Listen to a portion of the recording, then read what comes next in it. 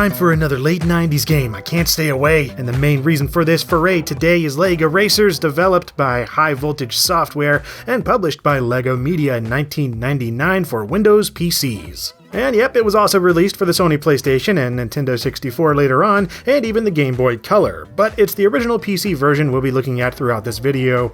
And my copy was sealed until now, so let's fix that, open it up, and see what it came with. First is the game disc itself inside a jewel case, as to be expected, but not so expected were these two $30 rebates for the 3DFX Voodoo 2 1000 video card. Kinda makes sense, seeing as this was released during a time where 3D acceleration being required instead of optional was still a relatively new thing, and while you can see there were plenty of competing cards, 3DFX was the clear frontrunner in '99. There's also a LEGO Media software registration card, another rebate offer, this time for the game LEGO Creator, a quick reference sheet with keyboard and gamepad controls alike, the all-important technical reference guide with 12 pages of troubleshooting tips, a fold-out LEGO Media product catalog filled with all the LEGO game offerings of the day, and finally the 35-page instruction manual, which is as brightly colored and easy to follow as any modern LEGO manual would be. Gotta love how even a game meant for kids ages 6 and up got a box full of goodies like this back then. Sure, it's mostly advertising, but it's LEGO advertising, so it gets by on style points alone. LEGO Racers begins with the prerequisite logo animations, and yes, in case you're wondering, that is the same High Voltage software that still exists today, known for the PC ports of games like Mortal Kombat X and Injustice, as well as heading up development on titles like Saints Row 4, Gat Out of Hell, and their own series, The Conduit. After this, you get a delightful pre-rendered 3D intro video, which, thanks to the LEGO aesthetic and its exaggerated campy antics, still holds up quite well. You're then greeted by the main menu, letting you do things with menus mainly, and I particularly like how the options menu is so protective, warning you to grab an adult before messing with stuff, and even then, you're barely given anything to adjust. How charming. Starting a new game has you creating your own minifig as an avatar, with a selection of body parts and accessories from various contemporary LEGO sets.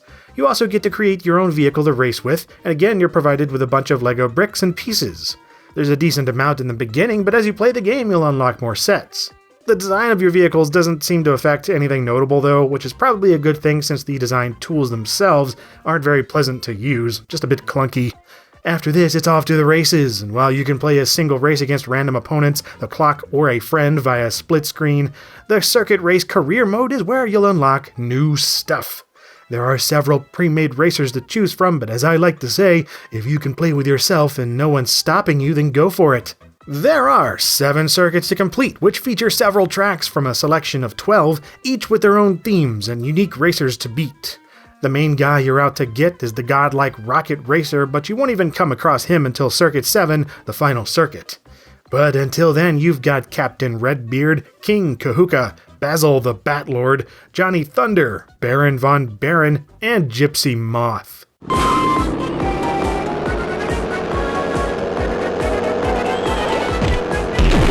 And yep, it's a kart racer, complete with all the standard arcadey control schemes, slippery power sliding, and defensive and offensive power-ups. On the surface, LEGO Racers is just another example of taking a proven gameplay formula that sells at the time and slapping a LEGO theme on top of it. It's fast and colorful and filled with all the expected charm, but is it really anything special outside of nostalgia and just revisiting an older game for curiosity's sake? Well, actually, yeah, I'd say so. Looking a bit further reveals a few features and quirks that sets this game apart in my mind, and the first of which is the power-up system. Or rather, the power-up system. Each one of the colored bricks floating around the track will grant you an ability, and you can only have one at a time as you might anticipate. Red offers projectiles, blue is defense, green is speed, and yellow drops hazards. But then there are those sparkly white bricks, which can be collected and stacked on each other to power up the power-ups. I love this idea. It's almost more akin to what certain scrolling spaceship shooters do, but in kart racing form. Now, I'm not saying that a power-up system is entirely unique to LEGO Racers, because of course it's not. It's just the way that it's implemented here in this game, with this specific set of upgrades and the way that they're used, that really makes me happy. You know exactly what ability you're going to get with each color pickup, but if you don't use it immediately and you're patient and hold on to it long enough, you can grab those white bricks and you'll be even more powerful. and several of those powers are just lots of fun to use, like the grappling hook that latches onto an opponent and propels you past them, the lightning wand that zaps opponents in front of you and disables their vehicle, and the ridiculous warp turbo boost, which drops you into a wormhole and teleports you way ahead onto the track. And these aren't just gimmicks flippantly used either, because some of the races almost require you to utilize the powered-up power-ups to their fullest.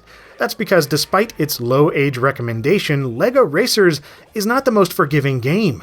The AI is often ruthless, taking every possible advantage they can to launch themselves far, far ahead of you with almost no chance of overtaking them again. The track designs themselves aren't the most friendly either, with plenty of sharp turns and hard edges that are easy to hit and get stuck on, even with skilled power sliding technique. Plus, you have to earn a podium finish to continue on to the next set of tracks, otherwise you'll have to restart the entire set all over again. And there's no restarting individual races, and no difficulty adjustment either, so it really doesn't provide much wiggle room to screw up during a circuit. That's not to say it's impossible or even incredibly hard by any means, but it's just a little more tough than I expected for the age range on the box. All of this means that those more powerful pickups are key in succeeding, and as long as you can make good use of them, you'll make it through the game in about an hour and a half. In fact, it's really not that bad once you learn where the proper sequence of white bricks and green bricks are, because then you can just spam that warp boost all the time. There are also hidden shortcuts and various track changes that occur the longer each race goes on, so there's more than one way to skin a minifig in LEGO Racers. Once you beat a champion, you'll unlock their set to customize your vehicle further if you like, and once you make it to the end, you'll become, and I quote, "the greatest LEGO racing champion of all time." Forget anyone else that plays the game, it's you and you alone. And that is LEGO Racers. It's a charmingly simple game that requires just enough skill and racing line strategy to keep me engaged, and I approve. I can't say it's a personal favorite or anything, but if it's one of yours, then I don't blame you.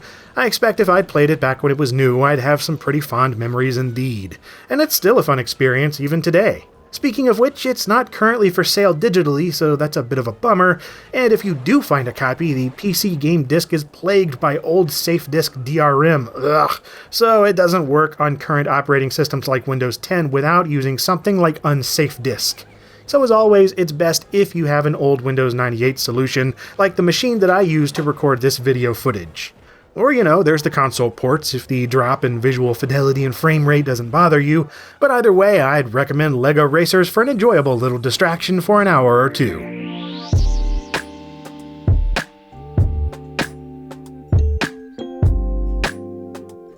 And if you enjoyed this video on LEGO things, perhaps you'd like to see some of my other videos on other LEGO things, or other topics entirely. I've got a lot of stuff with new videos every Monday and Friday here on LGR. And as always, thank you very much for watching.